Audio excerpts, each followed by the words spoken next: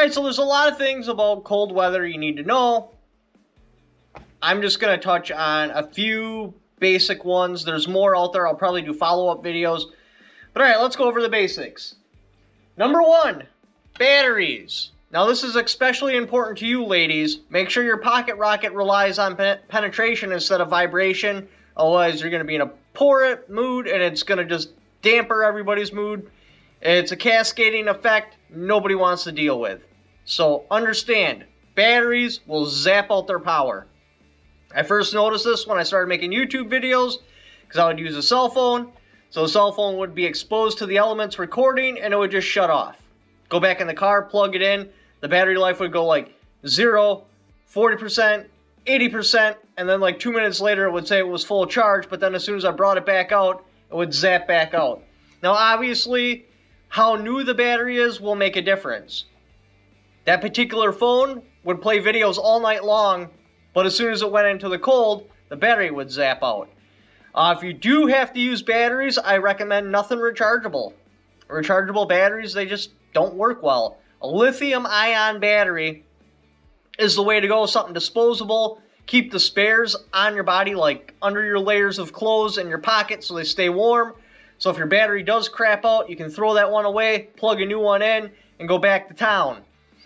This will affect all of your lights, night vision, range finding equipment, GPSs, again for the ladies, pocket rockets. Now, the aim point, this has a battery life of 7 years. My rule of thumb, like what I've always kind of went around, I don't know how accurate it is, but this is just what I've gathered. You're looking at 10% battery life. So that lasts for 7 years. Whatever 10% is of 7 years is probably how long that battery would last. Oil. You wouldn't think it, but oil gains viscosity like crazy in temperatures.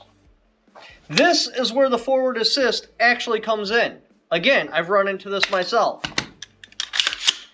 I think it was Nut and Fancy's video I had watched or whatever. He had pointed out a couple of, this was when I was brand new into ARs. He had pointed out a couple of points on AR that you should put a little bit of grease on. It was just like 2 small dabs. And I was on the slide rails, and I did that, worked fine all summer. Come winter, go to draw my bolt back, comes to like right here, and it just stops. Now when you're using your forward assist, because it's coming in at an angle, it's a huge mechanical disadvantage. So how you have to use your forward assist properly, grab at the top of the barrel, grab at the buttstock, find a flat surface, and you jam the rifle down. And you slam the forward assist against a hard surface, and you can drive the bolt forward. You can't push this forward with just your hand. It's not going to work. You can't apply enough force to defeat the mechanical disadvantage, plus get it to move forward. You got to just go like this. Bam! Bam! And then you'll get the bolt forward. You'll probably have to do that for like the first 2 or 3 shots. Then the gas is coming back into the rifle. We'll warm everything up enough to where it will function properly after that. Don't think that's just a semi-automatic problem. Damn it, my car warranty must have expired again. Don't think that's just a semi-automatic problem, or like going with an AK will fix that. That's not the case. If you don't understand oils, and you put in the wrong oil, or too thick of oil, or you use some sort of grease, you're going to have problems. As a matter of fact, the viewer had come and seen me, and that unlucky bastard came when it was like, I think it was 5 above, something like that. Anyway, we took out the shotgun, and on my 1897, I got really, really heavy oils in there because that's an old shotgun. The parts are wearing out, and I want to tamper down the wear as much as possible. We couldn't even pump that. It was like to go back forward. That's how big of a difference the greases or oils make. Point of impact shift.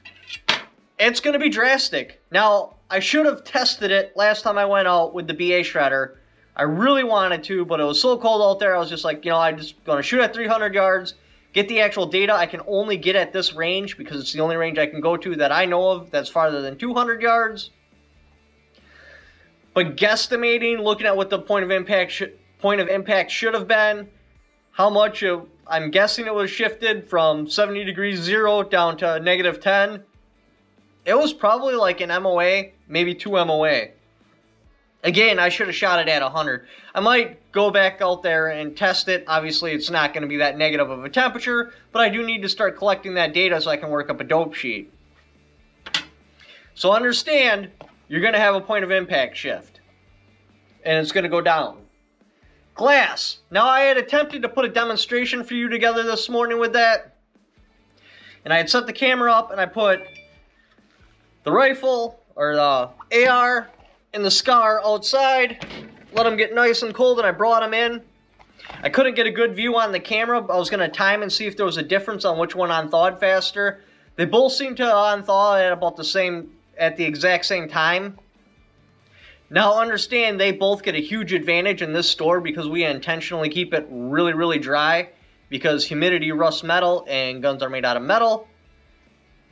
So it's really dry in here. Like, I can't guess what the humidity rate is, but it's low. But now if you were to actually enter a house where like people shower, cook things on the stove, stuff like that normally live, their body's giving off humidity as well, they will literally stay fogged up until they hit about room temperature. So you're looking at 10 minutes minimum, probably closer to 30, depending on how cold it was outside, how warm it is inside, how high the humidity is. Now, in this store, it took about 4 minutes for them to unthaw. Again, we keep it really dry in here. Alright, I'm not really sure how to perform this test, but I want to find out if there is a significant difference or any difference between the speed on which glass becomes unthawed. So what I'm going to do is both the rifles have been outside for what I think is a sufficient amount of time. I'm going to bring them in, and I'm going to put them right here in front of the camera. We're going to time to see if the ACOG unthaws quicker than the aim point. I'll be right back.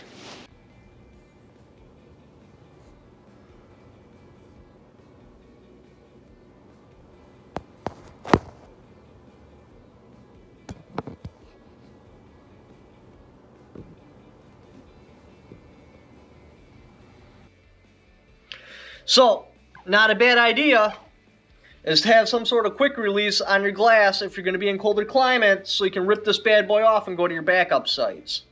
I don't have one yet on the SCAR, because this ACOG didn't come with one, but this will ultimately also get a throw lever quick release just for that problem, because iron sights don't fog. So no matter what, your iron sights are good. Some plastics become brittle. Now this really isn't an issue unless you're a budget shopper, or if you buy knockoffs. Any quality manufacturer of firearms or optics, they're going to already be aware that some materials become brittle, even some metals. And they're going to have quality metal in there, and you're not going to have to worry about it. If you were to buy this ACOG off of, say, I don't know, eBay for $200, or you buy some sort of knockoff Magpul flip-up sites or something like that, there's a possibility, not a guarantee, but a possibility that that material will break when it gets cold.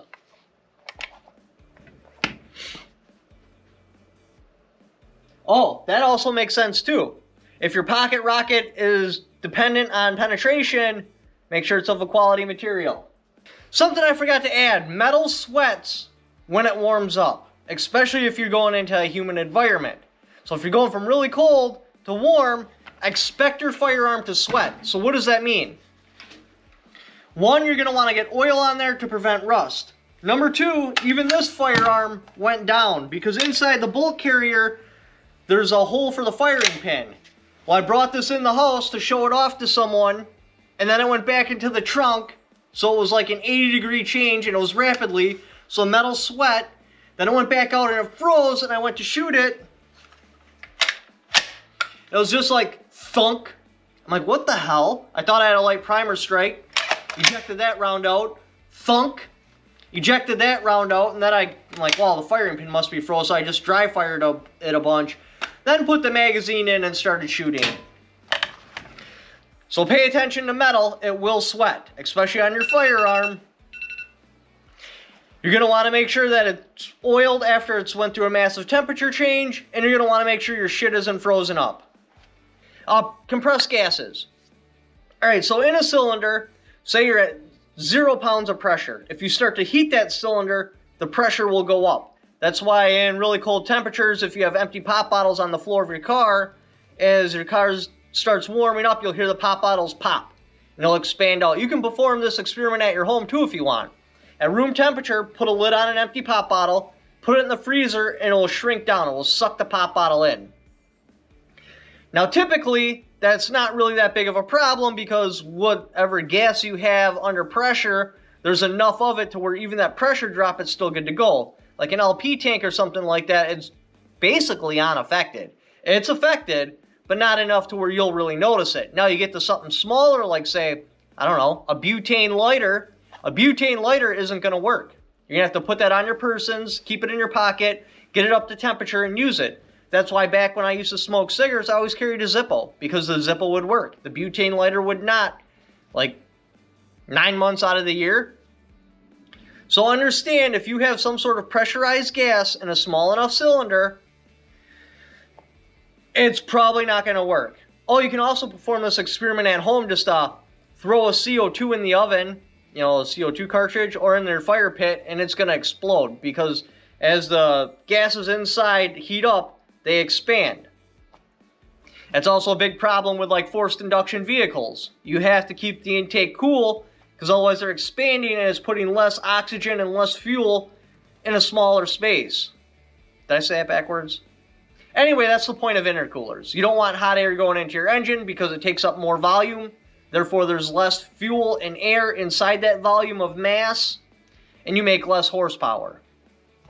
So, pressurized materials or pressurized fluids or pressurized anything, if it's a small container, probably like this size or smaller, maybe even this would malfunction. I don't know. I'm not going to waste it because it's not mine to waste.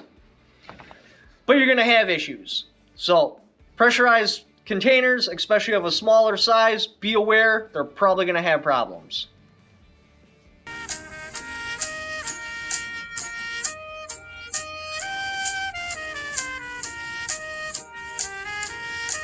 Shelter. Shelter becomes your number one priority. That's more priority over food, water, ammunition, guns, night vision, GPS, anything. Shelter becomes your priority. That always needs to be the first thing on your mind. Where can I find shelter? How can I make shelter? Now, in my post, I wrote that even it's more important than hot girls, but a bunch of you pointed out that, sharing body heat is a very great way to stay warm. So I was wrong on that. I shouldn't have posted that. Hot girls are still very important, even more important than shelter. But shelter becomes a priority that always needs to be in the back of your mind. Where am I going to find shelter next? Where am I going to go for shelter? Shelter, shelter, shelter, shelter. That's priority number one. After that, you can worry about the rest of the crap. Whiskey. Now, I've heard a lot of people say that, drinking some sort of hard alcohol like whiskey will help keep you warm or warm you up. I've tried this myself. I wind up just being really drunk and cold. I don't see a difference. Yeah, the cold don't seem to bother me as much because I'm too drunk to care, but especially in a colder environment, I recommend staying sober. Like, there's got to be more efficient ways. Now, taking in a hot fluid, that does seem to help. I would not drink whiskey to try to stay warm because it's just going to help you ignore the effects of hypothermia. And it will probably ultimately get you killed. And if it don't, you're going to have a seriously bad hangover. And trying to stay warm with a bad hangover in mud butt, it's not fun. Warming yourself up, number 9. Now, I haven't actually tested this like with thermal goggles, but I've had enough people tell me it to where I believe it's true, and I follow these steps. So typically, all right, you find your shelter, you build some sort of fire, that fire slowly warms you up, you're good to go. But if you're frozen solid and you go into like a warm vehicle or a warm house or something like that, from what I understand, it's really bad because your hands will warm up first because your body will shut off blood flow to parts that are cold. Your hands will warm up first, so that cold blood will rush in and it can stop your heart. So you want to warm up your core first. So peel off your jacket, open up, let that cold air hit your chest, start radiating out, and go out to your arms. Don't keep your jacket on, and then let your hands warm up first and shoot that cold blood into your heart. Also, be careful with your gloves. I've made this mistake myself. If your gloves or your sleeve has some sort of elastic on it or it feels tight, it will actually restrict the flow to your hands or, your feet, depending on how, if you have your boots laced too tight. And they will actually get cold way faster than if you had looser fitting sleeves or gloves. You want the blood to flow really good, because as soon as your body senses that your hands are starting to get cold, it's going to start shutting off blood. It's going to keep cutting off blood to try to keep your core warm. Because sending that blood out there is just making the blood cold, bringing down your overall body temperature. So make sure there's no restrictions of your circulatory